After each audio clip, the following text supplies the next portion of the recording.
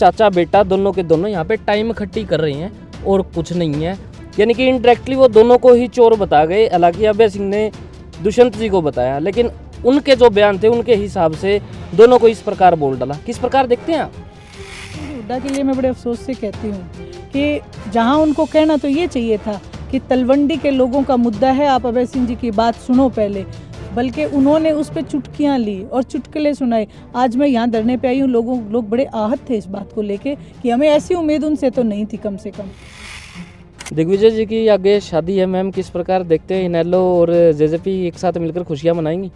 देखिए, वो हमारे परिवार का सदस्य है, बेटा है, भगवान उसको आने वाले जीवन में सारी खुशियाँ दे और ये हम कामना करेंगे। एक सामाजिक मैं हूँ और मैं उसकी एक माँ के समान हूँ, चाची हूँ उसकी, तो मैं उसको ये दुआ ज़रूर दूंगी। राजनीतिक मंच एक अलग मंच है जहाँ पे विचारधारा की लड़ाई है। हमारी विचारधारा आदरणीय चौधरी देवीलाल जी की विचारधारा है और उन्होंने आज बीजेपी की विचारधारा को अपनाया है, इसीलिए हम उनके खिलाफ हैं। यानी कि बातों की लड़ाई है, दिलों में प्रेम प्यार वही है। देखिए, दिलों की बात यही है कि लोगों के, जहाँ लोगों से अगर राजनीति आप करते हो तो फिर उसमें आप किसी पंचायत में फैसला करते देखो, कोई पंच अगर फैसला करता है तो वो अपने नहीं देखता, वो सच को देखता है। यही हम यही करना चाहते हैं और हम लोगों को यही दिखाना चाहते हैं कि चौधरी देवीलाल जी जिस कदम पे चलते थे उसी पैटर्न पे आज इंडियन नेशनल लोकदल है और कोई पार्टी नहीं है।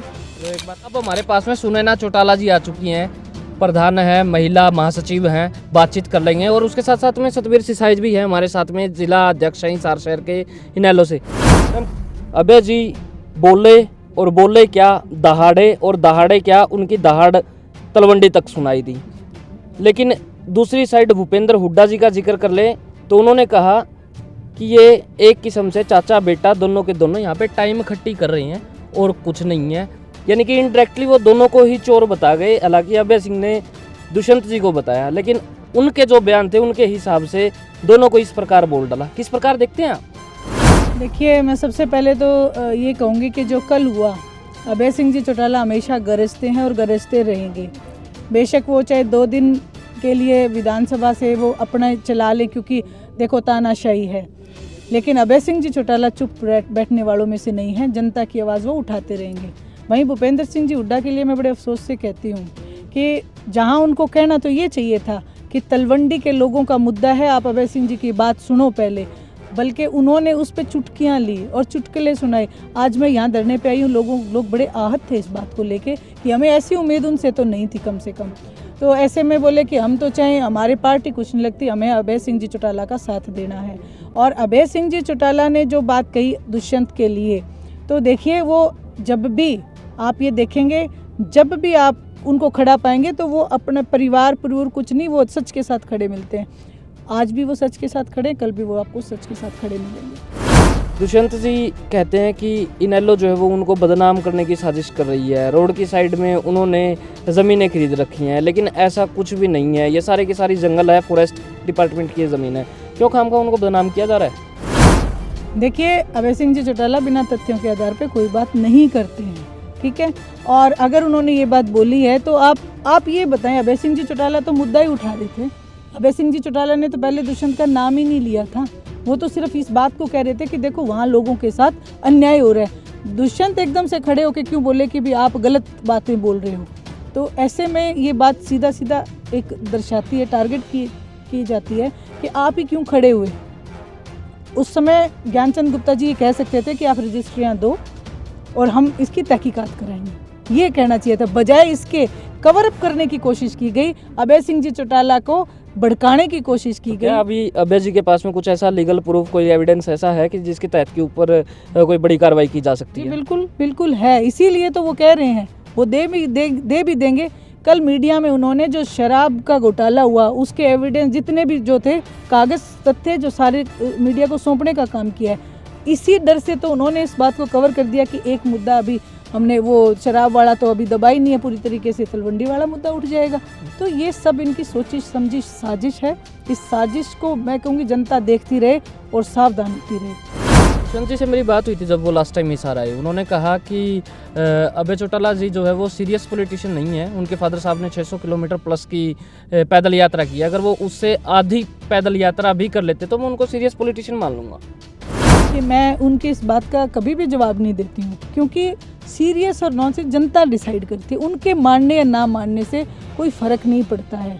और वो अगर ज़्यादा सीरियस हैं तो वो जनता के लिए सीरियस हों, जो आज सरपंच बैठे हैं उस बात के लिए सीरियस हों, आज ये जो धरने बैठे इस बात के लिए सीरियस हों। ये उनके पॉलिटिकल करियर में काम आने वाली चीज़ें हैं।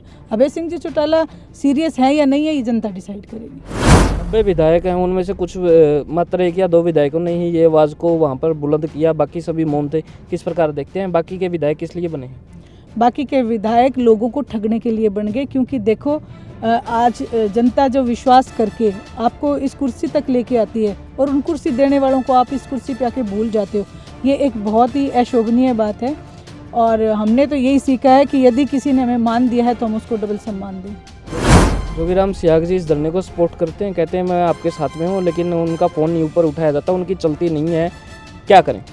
ये सब झूठ बोलते हैं। आप ये बताओ कि विधानसभा में अभय सिंह जी चौटाला के साथ खड़े हो जाते कि मैं इस बात का पक्षधर हूँ कि देखो जो अभय सिंह जी ने बात की है, मैं भी ये चाहता हूँ कि तलवंडी के लोगों को उनका हक मिलना चाहिए। वहीं उन्होंने तो अभय सिंह जी चौटाला के खिलाफ कार्रवाई करके दी है। तो लोग अब इस बात को समझ गए। यहाँ बैठा हर एक इंसान मुझे ये कह रहा था कि जोगीराम का चेहरे से पर्दा उठ गया। दिग्विजय जी की आगे शादी है मैम, किस प्रकार देखते हैं? इनेलो और जेजेपी एक साथ मिलकर खुशियाँ मनाएंगी? देखिए, वो हमारे परिवार का सदस्य है, बेटा है। भगवान उसको आने वाले जीवन में सारी खुशियाँ दे और ये हम कामना करेंगे। एक सामाजिक मैं हूँ और मैं उसकी एक माँ के समान हूँ, चाची हूँ उसकी, तो मैं उसको ये दुआ ज़रूर दूंगी। राजनीतिक मंच एक अलग मंच है जहाँ पे विचारधारा की लड़ाई है। हमारी विचारधारा आदरणीय चौधरी देवीलाल जी की विचारधारा है और उन्होंने आज बीजेपी की विचारधारा को अपनाया है, इसीलिए हम उनके खिलाफ हैं।